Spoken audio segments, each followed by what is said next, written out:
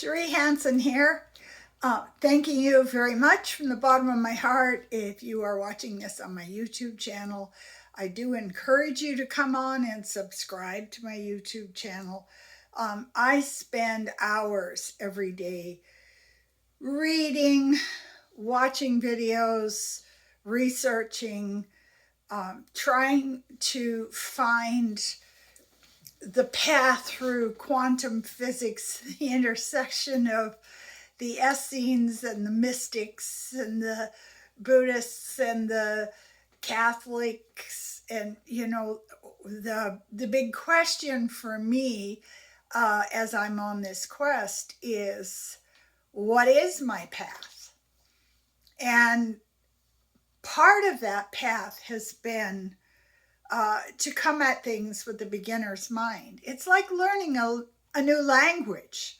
It's like, I'm going to go take Italian, find out what it's like to get inside that language. So for me, I am dropping, clearing out, getting rid of, letting go of all of these old beliefs that I had in place, and I'm finding new ways of being, of existing. I'm finding new commitments to myself. And I'll just talk about that a little bit. Some of the things I'm starting to understand, especially as I coach clients, is the big disconnect comes when we believe the lies that are given to us in our culture.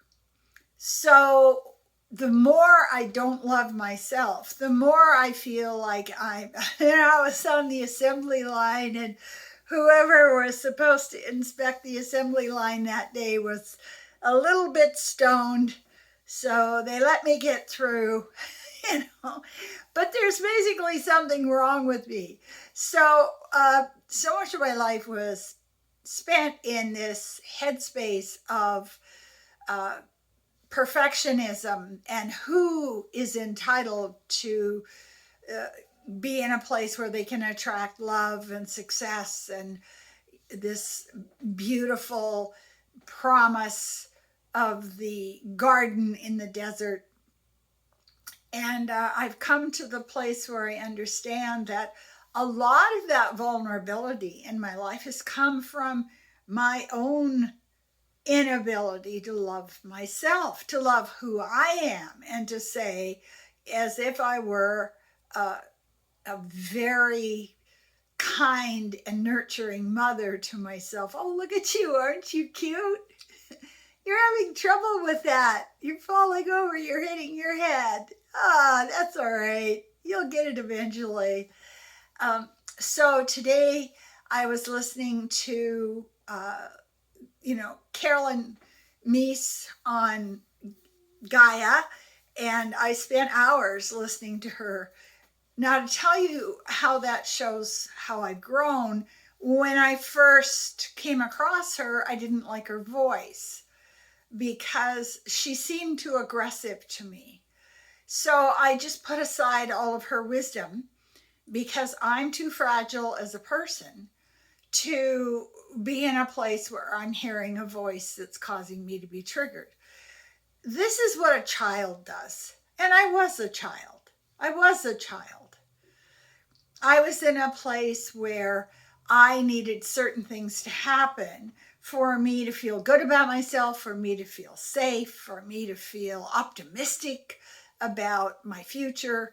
And it was very fragile. It's like the princess and the pea. It's like the 20 mattresses stacked up and there's one pea in there, and it's just like, I can't sleep on these. I'm just too delicate. So something Carolyn said, which just really made me jump today, is about our rules. And I have been, it's funny she talked about it because I've been really focused on that lately. I have been really following that idea. So what are my rules? First of all, I have rules for myself. My rules are very clear. I am on the path of virtue, so I do not want to do something which I feel doesn't serve that path. So, you know, it was quite easy for me to give up drinking alcohol because it wasn't pleasurable for me, but also I found that I was calmer and my mind was clearer. And what I was seeing, I was able to process more clearly. And the other part of this is the gift of vanity. Oh my God, nobody talks about this and they need to. I didn't want to shrivel up. I didn't want to have my bone mass density go down. I didn't want my brain to start to function badly because I wanted to have a drink. So I went after and pursued this concept of taking everything that was in front of me and asking the question, does this serve the person I want to become in the future? And that became a discipline that was quite easy for me to put in place. The other rules I find are really interesting. The other rules have to do with when I feel safe around other people. In other words, how do I need other people to behave in order for me to feel safe? Should they walk slowly and gently like Buddhist nuns walking around the temple? Should they be full of love and light? Should they not have a dog that's showing its teeth to me when I walk down the sidewalk? And so when Caroline talked about that today, I got really excited. I get really excited. I can feel the jump. Oh gosh, I want to write that out. What is my rule book for when I choose to feel safe or when I choose to feel overwhelmed or attacked? So that gave me an assignment. And of course, I just love assignments. I love having something to do that will give me a revelation in the end. Where we all are right now in September is quite interesting because I feel my channel is telling me very strongly we're in a train station and some of us are choosing to get on a train that heads to personal growth, that heads to greater security in the world.